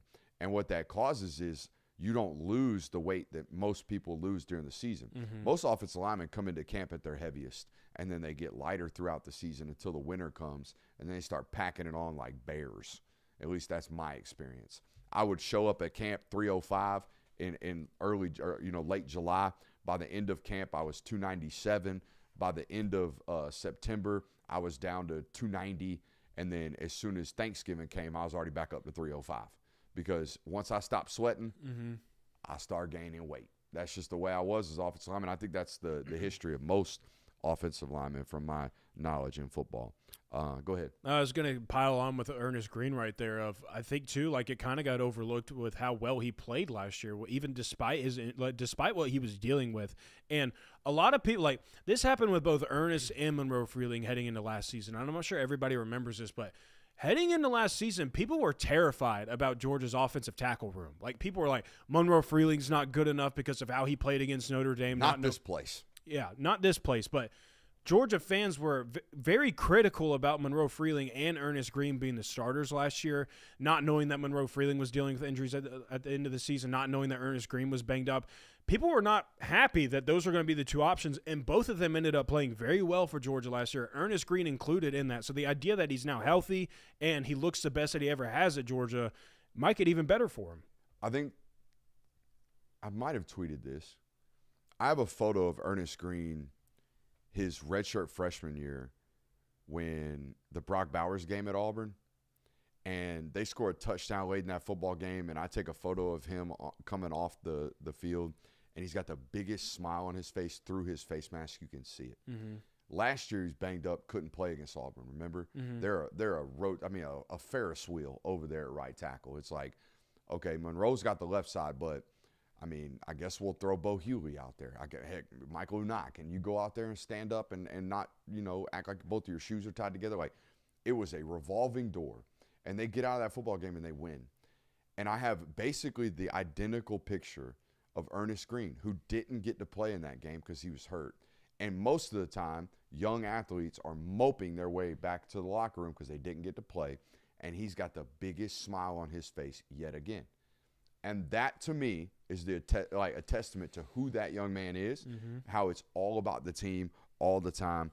I think it says a lot about their culture as well. Damn good dog, as the chat's talking about that. Yeah, I agree with that 100%. Another name I'm going to throw out there, I think he kind of just stays on this list as well because like Zayden Walker, but London Humphreys is the king of under-the-radar guys. I think and the reason why I put him on here is because I think he gets talked about plenty enough. Like I think people know that he's going to be in the mix. He's going to be one of the starters. He's a returning starter from last year, all that good stuff. But I think that people view London Humphreys as just one of those guys who are like, yeah, he gets the nod because he's the older guy. Yeah, he gets the nod because he's been with the program multiple years. Like, he's the highest returner in production in the wide receiver room. So, yeah, he's going to get the nod this year. But I think people kind of overlook the fact that London Humphreys has made big plays over his time at the University of Georgia, and he's showed up in big moments and when you need it most. So, yeah, he may not be the guy that ends up with 800 receiving yards this season, and he may not have the most touchdowns in that receiver room this year, and he may get surpassed a little bit by some of the younger guys and overlooked a little bit, but 16 is going to do his job every single time. 16 will do anything it takes, much like an Ernest Green, where if I got to block 30 times a game and I get the ball one time today, doesn't matter to me. We're here to win football games, and that's a valuable aspect to have. You want unhinged take, window talk, or practice intel? Practice intel. All right. Well, I can't give it all to you, but we did give some deets and some nugs, as we call them around here, at the Patreon website, patreon.com/Brooks Austin. Also put up a new Discord link over there. All these unhinged takes, Georgia edition, that we're going to take today come directly from our private Discord that comes attached to your $10 a month subscription over there at patreon.com/Brooks Austin. Jonathan, you were in the room today when a lot of these sources called about information from practice, so you got it firsthand. I told you going into camp over on Patreon, one of the biggest questions from inside the building and outside the building were, who are going to be the six? They travel and really play a tight rotation at wide receiver. It's normally six bodies, right? It's a starting three, and then who are their backups, and their backups always play. They might play less than some at some spots, right? Like Zachariah Branch didn't come off the field much last year, whereas London Humphreys rotated. Colby Young didn't come off the field last year, whereas the slot position or the Z position might have rotated. But nonetheless, they play six in a solid rotation most of the year. It seems like they got a pretty good hold, or at least a pretty good lead on who the six are going to be. They know the starting three. It looks like it's going to be Isaiah Canyon, London Humphreys, and Zacoby White-Helton. Isaiah Canyon at X, London at Z, Zacoby in the slot. And then I think behind them, if I were to pick it today, it would be C.J. Wiley behind Isaiah Canyon. It would be Talon Taylor behind London Humphreys, and it would be Craig Dandridge in at the slot. Lawson Lucky said something about Craig Dandridge yesterday during player availability that made me perk up a little bit. He said that Craig walked up to him. He said they had a summer workout this offseason where Lawson was dealing with a nagging injury, and he just wasn't himself. He didn't say this, but he was kind of just getting through the workout because he was hurting, and he wasn't being himself. He wasn't like leading from the front. He wasn't being loud. He wasn't being himself. And he said Craig Dandridge, a freshman, walked up to him and said, "Hey, you can't be a leader sometimes. If you're going to lead this place, you got to lead this place all the time." And Lawson looked at him and said, "All right, like, you're right. Like, that's the way that doesn't happen." No. 19-year-old young men do not walk up to redshirt seniors and say, "Hey, you're being a front runner today. That's not how we do it here." Huh? Yeah, especially, like, too, a guy that's not necessarily in your position group. Like, that's not a guy that he's probably running around with all the time. Like, I'm sure that him and Lawson cross paths, certainly, because they play offense, but it's not a guy that he's rooming with or something like that. Like, that's crazy. That's awesome. It's making my – do you remember who I comped him to? Mm-hmm. And I don't know if it's going to happen, but, God, he looks like him. He looks like Devontae Smith. Don't shoot the messenger. But like super rail thin, but somehow has all this strength, electric speed, but never looks like he's fully sprinting, just kind of jogs away from people running 22 miles an hour. That guy has a potential to be really, really special at the University of Georgia. A sub 11-second 100-meter runner, multiple time 1,400 yard plus in high school. The dude's got all the production in the world. I think that guy is going to be an absolute dog for a long time. Running backs look good today. I'm not going to tell you which ones, but they were balling out. Now, should be taken with a grain of salt. They were in spiders. For those of you who don't know, that's helmets and like Fugazi shoulder pads. They're like smaller shoulder pads. But all of this is made available over on patreon.com/Brooks Austin. I heard the operation is way ahead of where it normally is at this time of the year. And I think a lot of that is a testament to Kirby Smart and him. He did something with that OTA that he didn't like what they did last year. He wanted to change it a lot this year, and it seems like guys are up to a much higher speed from knowing what we're doing, knowing where we're going, knowing how we do it, and getting it done. That's important early on in the year. You don't have to sit there and yammer through practice on why are we not lined up right? Why are we not doing this right? Why are we not this, that, and the other? If guys know where they're supposed to be because OTAs were done correctly, that's a hot start. That gets you off and out of the gates really, really quickly. Mm-hmm. Yeah, so, I mean, any type of fall camp intel, we say this during the spring as well, some of it you do have to take with a grain of salt as well. Like, we talk about it all the time. You can't take it all verbatim.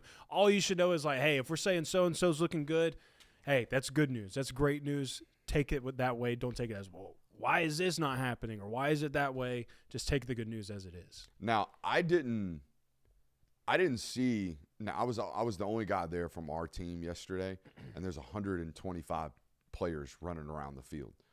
But I don't remember seeing Jamari Riddle yesterday, or at least my eyes going to him. Yeah. The eyes were going to him today. Let's just leave it at that. I think when I heard Kirby say, you got to be able to cover, I thought, well, Jamari can do that. You got to be able to tackle. He can do that. Jamari can do that. And you got to be able to play center field safety. Jamari can do that. I thought immediately, like, oh, I know he can do all three of those things. I know Tyreek Green can do all three of those things. Mm-hmm. I don't know if I know Zion Branch can do all three of those things. I know Zion Branch can tackle. Mm-hmm. I know that. That dude sticks. But I don't think I want him playing center field safety. Yeah. I don't think I want him in man-to-man coverage. In fact, he might have led the team in DPIs last year. Yeah. In limited time periods. You know what I mean? So, like, I think that might be where we see the ultimate decision is this guy can do all three of these things. So, we'll see. It's a long way to go, and we will see. Again, that's just a brief synopsis, a little shortcut to the full synopsis and full detailed practice notes from today, patreon.com/Brooks Austin. All right, do you want to talk about window talk, or do you want to do unhinged takes? I think this unhinged takes could be pretty fun. Yeah, like I said in the NBR hour, I'm here for the unhinged takes today. Especially if they're deep cuts into Discord jokes like this one right here. Unhinged take number 1 comes from Holy Copium Pope. Says, the anti-Coulter Gin deep state is real. Ain't heard a damn thing about Coulter Gin, and that's a deep state that shouldn't happen. That guy's great. That guy's, I would dare say he's almost as good as Jackson Muschamp. Facts. QB2 will be decided by the best stash. You think Ryan Puglisi can grow a thick mustache? Thick mustache? I don't know about that, but I talked about this. I would feel so out of the loop. I would feel so unlike my teammates if everyone was like, hey, we're growing stashes out for fall camp. I'm like, all right, well, I'll see y'all in 2036 when mine finally grows in. Like, I don't know what to tell you. I ain't going to be able to be out here growing no facial hair. I can grow it. I just prefer not to have a mustache or only a mustache like Kirby. Is he still he's still rocking it, right? Oh, yeah. It's so normal on his face that I don't even notice it anymore. Yeah, it's fair. At first, I was like, we sure we're rocking this? And now it's just like, it's him. It's what he is. Bryson Beaver QB2. That is an unhinged take. Yeah, definitely. John T. Alpha. This might not be so unhinged. Jaden Wade QB1 2027. I mean, I saw today he runs a 4.46, 4.49 apparently. 4.49 at the Under Armour UC holy report. Crap. At 6'4", 219 pounds, I think is what it was. That's at his stature. I think he's what, 6'2"? No, he's a full 6'3", 6'4". Yeah. Unlike anything Georgia will ever has ever had if he ends up on campus. That is nuts. Well, JF ran that fast. He wasn't that tall though, was he? JF's like 6'3". Look up his NFL Combine. I'm pretty sure JF is like 6'3", 228 at the NFL Combine. Give me a second. Oh, my bad. I thought you already had it. 6'3", 220. 6'2" and 3/4. Huh. What do you weigh in at? 227. You know, I'm always impressed by that. Are you impressed by that when I do that? I impress myself. It's happened so many times over the years. I'm just like, yeah, this is what he does. Yeah. It's just one of those things. That's crazy, though. To be within 1 pound of his combine weight, that's pretty insane. nuts. All right, let's see here. Some of these are just people making jokes in the Discord. That's classic. The fish tank guy. My man wants a fish tank up in this place so bad. The fish tank guy says Talon Taylor will be the greatest route runner in UGA history. Ooh. Now, I'm not Who's saying in that combo? Lad McConkey's one of them. I always envision Lad as like a short area quickness guy, and he created a lot of separation because of that. Sure, but I mean, like, could he run the most beautiful, like 15 to 17 rounded dig cut? Like, I don't know. I don't know. I never saw it. His routes always look pretty. Yeah, they do. But you know what's crazy about him? It wasn't like that. Yeah. In fact, it was some of the most raw route running ability you would ever have seen from a Georgia take coming out of North Oconee High School. And he spent like 3 days with Terrence Edwards, and it was like, oh my God, what is this?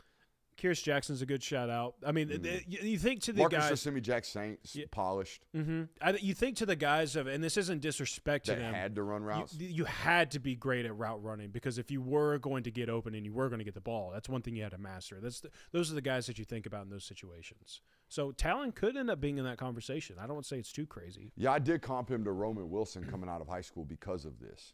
Like, I thought Roman Wilson was one of the better route runners that we have seen in college football in recent memory, the kid from Michigan. But this Talon's got a lot more traits than him. He's a lot faster and twitching. I do want to say, I know that he's considered the greatest wide receiver ever to play at Georgia, but A.J. Green, this story always sticks in my head when I think about A.J. Green, and I think it was Mohamed Sanu talking about, I played with both Julio and A.J., and he said, when I was in Cincinnati, I could ask A.J. questions about route running or catching the ball or anything because A.J. had to do those things. He had to work at that. He felt like he had to be great at those things and know the nuances to be great. Julio just went out there and played and he'd be like, yo, Julio, how do you run that route so clean? I don't know, dude. I just go out there and run. That's all I do. I just do it. AJ, though, had to master that stuff. Coach writes it up on the board, and then my body does it. Yeah. That's how some of these athletes are. It's why they always say, like, the greatest players are some of the worst coaches because they can't tell you how they did it. That's why I think I'm relatively good at coaching fans because I was not that good of a football player. Yeah. I was 6 foot, 300 pounds. I had to figure it out mentally before I went out there and did it. This comes from JWill Sire. One of our every time we do Q&A, he loads it up. JWill throws us 17 questions, and I love that about him. JWill says, Georgia will lead the SEC in yards per pass attempt. That's hot. Yeah, that's pretty hot. That's hot. Especially like I think they were 14th in the league last year. Yeah, I was going to say they were in the bottom of all of college football, I want to say. So that'd be a drastic change for them to go from that low to that high. We'll just call you he's him. I don't feel like saying your full name here on public broadcast television. Cole Spear will return to college football and win the Biletnikoff. Yeah, that's about as unhinged as it gets. Drug test that man. Lawson Lucky does not emerge as tight end one. That's from JWill Sire as well. I don't think that's hot because I think it'll end up being Elias Williams by year's end. He's just too talented. Yeah, like tight end one in production. Is that what we're talking about? Or just like tight end one in general? Tight end one for Georgia in general, I think. I don't think he's talking draft. I don't think he's talking production. I think he's talking about the number one tight end. Yeah, I'm with it. I like Bryson Beaver. I like Bryson Beaver. I think he's good. But why do people think he's going to be a god? Like, why do they think, like this one, from Based, Bryson Beaver will go down as a top 10 QB in UGA history? Which, by the way, like 5 through 10 on that list is very hard to decipher. 1 through 4, pretty easy. Yeah. After that, it's like splitting hairs. Yeah. Like it's all about personal opinion. Yeah, basically got to get into the top 10 at Georgia now, you basically have to start for a year and throw for 4,000 yards, and then you're in it. You know, I will say this because I watched this happen at the spring game because the guy that I was sitting next to at the spring game was not doing the same thing that people in Discord are doing right now, but I watched this type of hype happen with my eyes at the spring game, and that was Christian. When Bryson Beaver got in the game, that's all Christian wanted to talk about was, holy cow, I like this Bryson Beaver guy. And I think it's just because when you have, like, with a guy like Gunnar Stockton, you know what you're going to get. You know what to expect from him. We know the names about Ryan Puglisi. We know the names about Ryan Montgomery. And despite the fact that we haven't seen a whole lot of Ryan Puglisi or Ryan Montgomery, those are familiar names.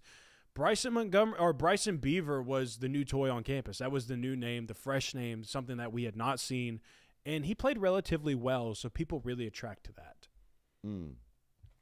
Let's see here. Is it unhinged to say, this comes from Chris Brown, is it unhinged to say that this will be the return to the defense that we got used to in 2021, 2022? Had a source at practice today kind of drop a hint towards that. Like, this defense could be great. Like, not saying they're going to be 21, but they might be as good as 2022. Okay. Yeah, I was going to say, like, statistically not going to be 2021. Now, I know that we just talked about in the National Hour how Indiana statistically was close to that, but I just don't think it's fair to set those types of expectations. But they could end up being as talented as a 2022 defense, I think. Let's see here. Rocco B says we should run a 6 tight end formation with pro throw under center identifying as a tight end. Love it. 0-6 personnel. Talk to me, man. Let's do it. Talk to me. I think Ethan Bohr should be the quarterback. Ethan Barbour should be the quarterback. Michael Wan says 2 running backs and 2 tight ends combined for 3,500 yards of total offense. ... Whoa. At least. Whoa. Sir. How many total yards of offense do they have? 7,000? He said 2 running backs, 2 tight ends? Yeah. So that's the backs have to run for 2,000 yards. I was about to say, so that's assuming that Chauncey and Nate both go for 1,000 this year. And that's assuming that you get 800 yards out of one tight end and 700 yards out of another tight end. That's pretty crazy. I don't think that's pretty unhinged, if I say so myself. There will be multiple, this is Jamil Sire again. There will be multiple players with double-digit sacks this year. No. Whoa. Not happening. Whoa. Has never happened. Has never happened under Kirby Smart at Georgia. No. Has it ever happened? Let's take a quick Google. I mean, there's only been like a dozen 10-sack guys in the last 20 years at Georgia. If that. Is Jarvis Jones the last 10-sack guy at Georgia? Because Azeez Ojulari was 9.5.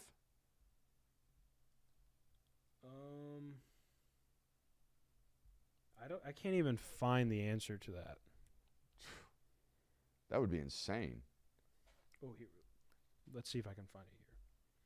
So the only record of this that I can find is, 2000 Miami, I think. Trace Armstrong and Jason Taylor combined for 10. Trace Armstrong had 16.5. Jason Taylor had 14.5. There you go. That's what it takes. Jason Taylor and who else? Trace Armstrong. Oh. I don't even think this is unhinged. I think this is going to happen.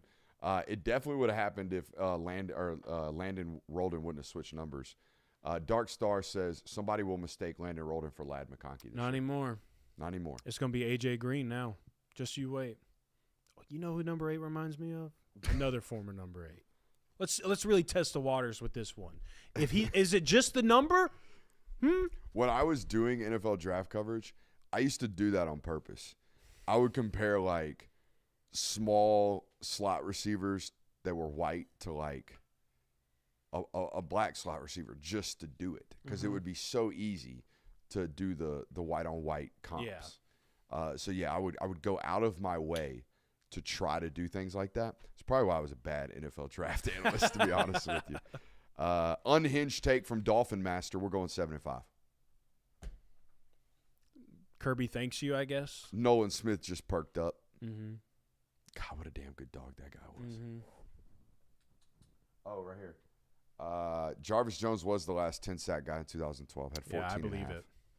Shout out to Carver Columbus High School. They're going to be pretty good this year. I would imagine so. I don't know if they're ever bad. All right, let's talk windows, Jonathan. Mm-hmm. You ran into this last night. We ran into this last night.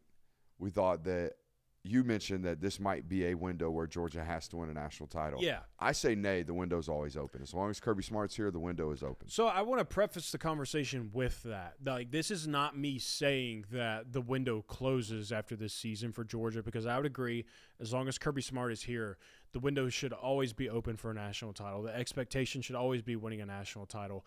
But I think it might be one of those years where if you don't get it done this year, you're definitely going to be disappointed just off of the sheer talent, obviously, that this roster has, but also because you know the amount of talent that you're going to lose after this season. Like, just to rattle them off the top of my brain, let's just start with the defense. Chris Cole going to the league. Xavier McLeod is going to be done, I think, after this year. Joshua Horton going to be done after this year, I think. He might have one more year. Jordan Hall going to be done with eligibility this year.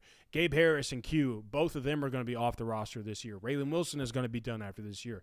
Justin Williams could come back, could go to the league. Ellis Robinson probably going to the league. DeMello Jones could come back, could go to the league. KJ Bolden going to the league more than likely.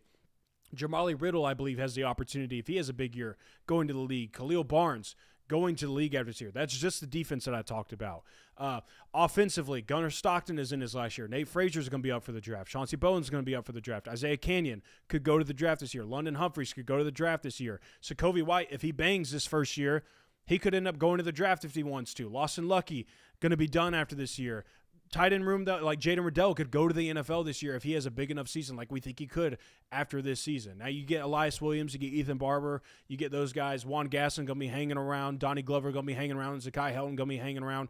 Ernest Green, though, going to be off the roster. Drew Bobo could be off the roster after this year. Just like the amount of talent that is on this team, and knowing that a lot of your starters are going to be leaving on both sides of the ball, it just feels like it's one of those years where it feels like you need to capitalize on it. Not saying that those guys that are coming back next year or could come back next year won't just line it back up and be one of the most talented rosters in all of college football, because I believe that they will be. But knowing the type of talent that you have, the type of players that you have, the type of difference makers that you have, it just feels like it could be one of those years where if you don't win a national title this year and you look back and like those guys are in the league and we're seeing how great they truly are, it's like, dang, man, we really had one of the best rosters in college football. We didn't get it done. What if you bring in like a top 3 quarterback transfer though? And that's the other thing. Like, you're going to be in a QB battle. So, but yeah, I mean, if you get one of the best arms in the transfer portal and you hit on that one, that certainly probably alleviates some of the concerns that you have for Georgia going into next season. But I don't know. You don't know. You don't know the future of the room at the moment. Like, right now, the assumption is Ryan Puglisi will be the leader of taking over that room. But we truly don't know the answer to that question. We don't know who's going to really separate themselves, or if somebody will separate themselves in that room. If Jaden Wade gets in the mix next year, what does that do to the room? Do you get a transfer quarterback? Who is it going to be? You can't forecast those things just yet, but there'll just be some questions at some major spots, if you will. I think that's the best way to put it. Yeah, the window's always open. No, I agree. I agree with that. Not saying that it's going to close this year, but it could be one of those years you look back and like, dang, that should have been a team that did it. I want to see Ryan Puglisi play though. This year. Like, first 2 weeks, I want to see him actually be able to run the offense. It's really not even going to be the second week either. I can promise you right now, they will not embarrass Western Kentucky. Yeah. I can promise you right now. There are 5 football coaches at least on that staff that worked for Kirby Smart. It will not happen. So when the backup gets in up 35-0 in the second half, if they're going to score 45 points, it's going to be because they ran it down their throat. Yeah. And they literally couldn't stop them. Tennessee State, on the other hand, you might get it ran up on you. Just because we're in a day and age of college football where if you don't know your future at the quarterback position, you're in more dire circumstances than ever before, because you actually have the opportunity to address it. Whereas in years prior, you just, okay, well, this is what it is. We got to go. Like, this guy's got to develop this offseason. This is going to be our dude. And I've always said this about quarterback. Like, there is no way to truly know in practice. Yeah. There's just no way to know. I thought the most most reassuring thing that I knew Carson Beck was going to be really good the moment he was going to start at Georgia. And we talked about that all offseason. It's one of my greatest preseason predictions. I said Carson Beck will lead the country in completion percentage his first year starting before he ever took a snap as a starter, and he went on to do it. Now, I knew that because you could see all of his abilities as a pure progressive passer as in mop-up duty because that 2022 team was beating the brake drums off of everybody. So we actually got to see him really run the offense. That's the last backup quarterback to have that opportunity. We haven't had that since then. No. So I think it's very important that you guys handle business to the point where Ryan Puglisi or Ryan Montgomery, whoever it is, can actually go in there and play offense multiple games. Yeah. Like, I want to look it up. I want to look up how many attempts Carson Beck had in 2022. What would you put the over-under at? I'd put it at probably 60. I think that's probably a safe number if I had to guess. Might even be undershooting it now that I'm thinking about it. I think it's as close to 100. Yeah, I almost said 100, but that felt like overshooting it. Okay, so here's what it was. It was 58 total attempts in the 2 years combined. That's what it was. So that's what I'm remembering. But he played in 7 games in 2022. 7. That is so much mop-up duty. Carson Beck was playing in the Natty. Carson Beck was playing in the Natty. Yeah. Whew. That's how crazy it was. Branson Robinson career highlight. Oh, it was like, who wants in? Who wants to go play in a national Who wants championship? chicken wings? Yep. TCU some poop. Who wants chicken wings? Man, that was a beating. An absolute beating. Vandy preview? If you want to, we do have some super chubs we could attend to right now as well. Let's get to these super chubs right quick. I'm not in the mood to really talk about drumming Vandy up. JD the guitarist says, but can Texas run for more than 50 yards? Probably not against Georgia. Yeah, probably not. If they play them. JD the guitarist says Georgia goes 12-0 and doesn't have a single wide receiver over 750 yards. Kind of believable. I could Valid. see Has that. happened before. Yeah, I could believe that one. Echoing the super chub from last night, my daughter's love for the local hour. They always ask me to listen to the Talk That Dog. They are certified sickos. Didn't miss a day this offseason. Congrats on 100K. A day? Yeah. Didn't miss a day during the offseason. Wow. I do love that people are making their children watch this program because Lord knows I couldn't get mine to watch it. Hell no. My daughter's in this weird phase, Jonathan, where she doesn't want to give dad hugs. Don't tell me that. I don't like that. Yeah, she's just like, Dad, I'm good. Get away from me. I don't like hearing that. Yeah. And my children asked me to come upstairs to tell them good night. I said, can I get a hug? Carter's like, nah. Riley's like, and my wife's like, I'll give Dad a hug to try to convince them that it's cool to give Dad hugs. Nope. I'm just going to tune that one out as a new dad. It's coming, a brother. new girl dad. It's on the way. I don't want to hear that right now. Just go ahead and get ready for it. It is going to happen. At some point, your kids are not going to think it's cool to like dad. At least that's my experience, unfortunately, right about now. I'm waiting for the day that my son realizes what it is that we do. Where my son's like, wait a minute, you're just a football guy? Like, that's all you do? You just sit down in the basement and you talk into a microphone, and that's how I get new bikes? What was he said? My dad just sits on the couch and watches football. That's what he does for work. Yeah. He was asked at school, what does your dad do? And he said, my dad sits on the couch and watches football. Valid. Not untrue. Not a fallacy, but not exactly what we got going on. Yeah. But that was during the time period where I was prepping for the NFL draft, and I was watching all of those potential first-round draft picks so I could do that Levitar show. So I could do the Dan Levitar show. Yeah. And, yeah, dude, I was watching way too much film. I wonder if it'll, Way like, too much film. I'm sure, too, like, there will be a moment in their lives too, where like they're at school or they're like they get to an older age and they're at school and they're like, hold up, your dad's who? Bro, I watch him all the time. And it's like, really? You watch my dad? Then it might start clicking of like, oh, like this is an actual thing. He's not quite old enough yet, but when I do get recognized, when we get recognized in public, that when he's old enough to understand what just happened then, I would imagine he's going to think I'm pretty cool. Because all I want is my kids to be like, not look up to me, but look at me with like, that's my dad. Yeah. You know what I mean? And right now they ain't got that. Your dad does the Diddy counter? That's crazy. That's insane. Vandy preview. Rip it. Let's hear it right now. Hey, big Cole Adams year. Oh, I forgot about that. How could you possibly forget about Cole Adams? I mean, You gonna learn Cole Adams today. I'm not brother. even going to step into that one. There's a reason why, but I'm just not going to step into that one. I mean, he could be Julian Edelman. Could be. Maybe. Let's not play the real fake name with this roster. I think that's too disrespectful. But you could probably do something similar with this right here. Have we found out whether or not Jared Curtis is going to be the starter? No yet? clue. No idea. I don't know. So this game's played relatively early in the slate, right? It's like It's the third SEC game for you guys. I believe so. It's Arkansas, Oklahoma, and then Vandy. Correct. So it probably falls in early October. Yes. Pull up the schedule. Pull up their schedule, more importantly. I'm very curious to see.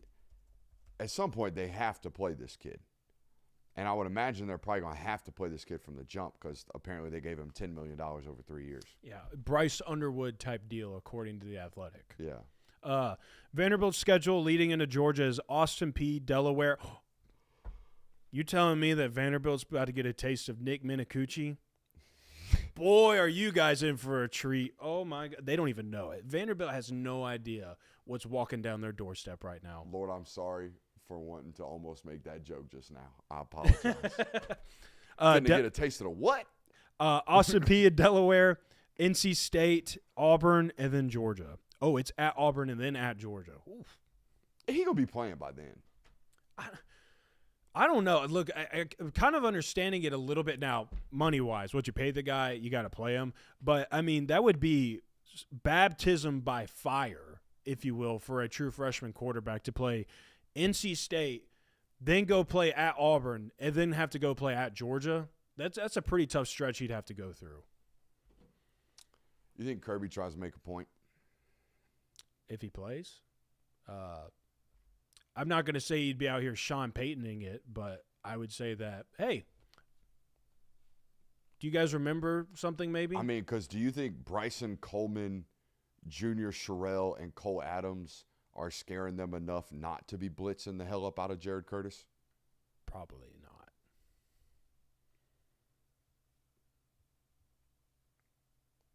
We had a commenter say 2 sack guys. Maybe get Who 4. try to get a bag? Maybe get 4 or 5 of them in that football game. Yeah, I mean, make a statement in that one. I wouldn't doubt that one. Because I would imagine there is no avenue where he is transferring to Georgia after it fails at Vanderbilt. I don't see that happening. I don't think so either. I think that'd be very awkward, I would say. Defense returns most everybody that they had on their defense last year. Well, that's good. Ricardo Jones transferred from Clemson to Vanderbilt. Huh.